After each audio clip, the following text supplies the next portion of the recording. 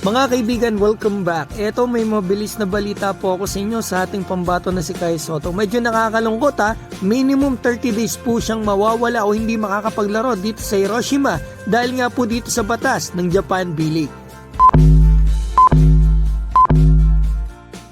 Simulan natin dito mga kaibigan ha. Ngayong araw po, September 28, ang official date na inilabas na nga ng Japan B-League at ng Hiroshima Dragonflies ang details ng injury ng pambato natin. Ipinasok na po ang pangalan ni Kai Sotto dito sa injury list ng Japan B-League. At ito yung bagay na dapat nyong malaman. Kapag pumasok ka dito o yung pangalan mo nandito sa injury list na ito, dito sa mga nakasulat dyan mga kaibigan ha, basahin nyo po ha.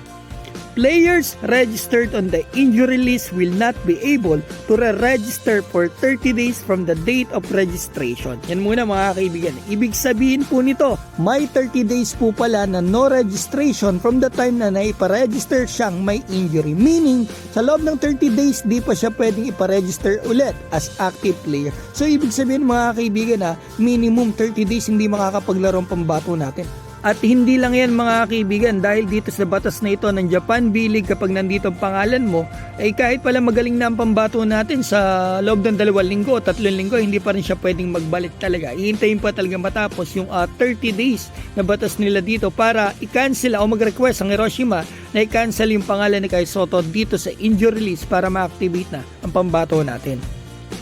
So yan mga kaibigan, ang update po natin sa ating pambato na si Kai Sotto. Nakakalungkot lang talaga na hindi natin siya mapapanood ng isang buwan or mahigit pa mga kaibigan sa paglalaro ng basketball. Pero isipin din natin na ito yung magandang paraan para at least mas makabalik siya na talagang may papakita niya po yung laro niya at wala na siyang iniinda. Yun po ang pinakamalaga, walang nasakit sa kanya.